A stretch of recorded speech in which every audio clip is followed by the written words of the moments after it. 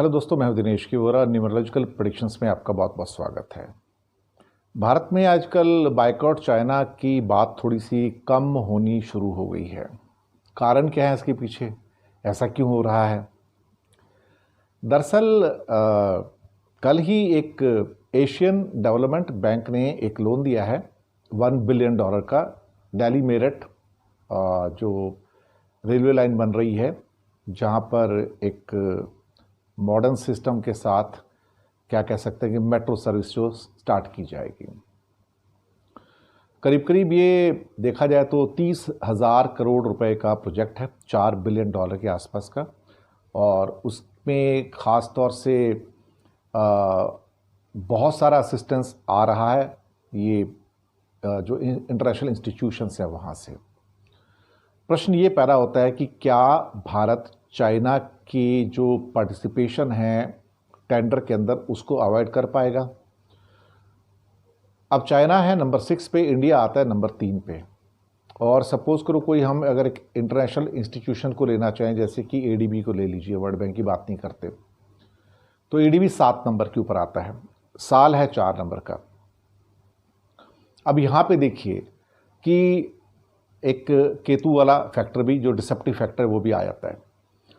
इसका मतलब ये होगा कि कहीं ना कहीं चाइना डायरेक्टली या इनडायरेक्टली भारत में इन्वेस्टमेंट, चाहे छोटा हो चाहे मोटा हो, करता ही रहेगा। उसमें पार्टिसिपेशन उसका चलता ही रहेगा। चलता इसलिए रहेगा क्योंकि इंटरनेशनल इंस्टीट्यूशंस जो हैं या डोनर इंस्टीट्यूशंस हैं, वो चाइना के ऊपर बैन नहीं लगाती हैं। और जब ऐसे कामों के लिए बड़े बड़े टेंडर निकाले जाते हैं तो उसके अंदर आप किसी कंट्री को बाहर नहीं कर सकते, चाइना को बाहर नहीं कर सकते। और अगर वहाँ पे चाइना जीत जाता है तो आप चाइना को टेंडर देना आपके लिए लाजमी हो जाएगा। अगर आप किसी कारण से उसका टेंडर एक्सेप्ट नहीं करते हो तो एडीबी का लोन रिजेक्ट हो जाता है। तो भारत के लिए एक तरह से देखा जाए तो अंतर्राष्ट्रीय जो मंच है वहाँ पर चाइना को अवॉइड करना बहुत मुश्किल होता जा रहा है। दरअसल भारत एक ऐसे पेशो पेश में फंस चुका है इस टाइम, जहाँ पे वो ओपनली चाइना के बायकॉट की बात तो करता है लेकिन बायकॉट कर नहीं पाता है। ये बड़ी दिक्कत है। फॉरेन के जितने भी लोन्स हैं, जो डोनर कंट्री के लोन्स हों या फाइनेंशियल इंस्टीट्यूशंस के लोन्स हैं, वो पहली कंडीशन के साथ आते हैं कि आप चाइना को बाहर नहीं कर सकते।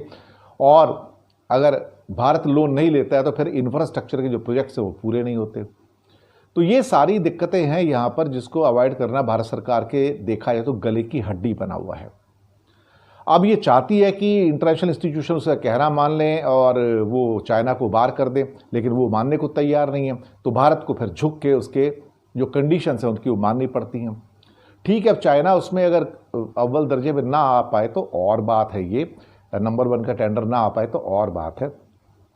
और आजकल जो हर चीज़ जो टेंडर में आती है वो सारी की सारी जो है वो ओपन ट्रांसपेरेंसी के साथ नेट पर आती है, तो उसमें आप बेईमानी भी नहीं कर सकते हो।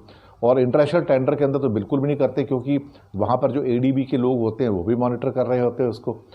तो इन कंडीशंस के अंदर ये बड़ा मुश्किल हो जाता है कि आप किसी भी जो चाइनीज़ टेंडर्स जो आएंगे, चाहे वो दिल्ली मेरठ का हाईवे था या जो रेलवे सिस्टम मेट्रो के आ रहे हैं वो हों, तो कहीं ना कहीं यहाँ पर सबसे बड़ी दिक्कत इस बात की आ रही है इस टाइम देखा जाए कि चाइना को भारत अवॉइड नहीं कर पा रहा है। और अभी जैसे आपको बताऊं कि जुलाई के अंदर रिकॉर्ड तोड़ फ़ोन्स, मोबाइल फ़ोन्स बिके हैं, और उसके अंदर फिर 75% की जो पार्टिसिपेशन है वो चाइनीज़ फ़ोन की है।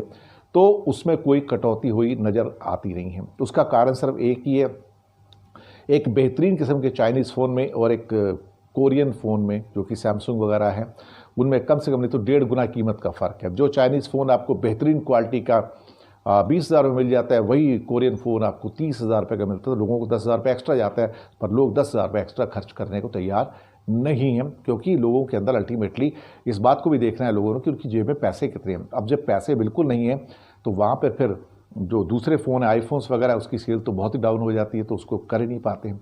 तो ये चाइना का जो वर्चस्व है वो बना रहेगा।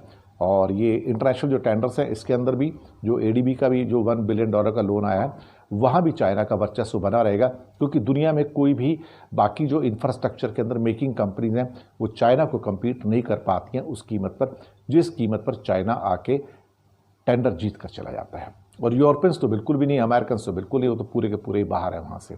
तो उनसे तो कुछ उम्मीद करना कि वो आके टेंडर जीत जाएंगे, वो एक इम्पॉसिबल वाली बात है।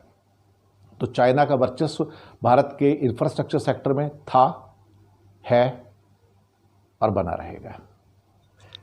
तो शुक्रिया आपका हमारे साथ बने रहने के लिए।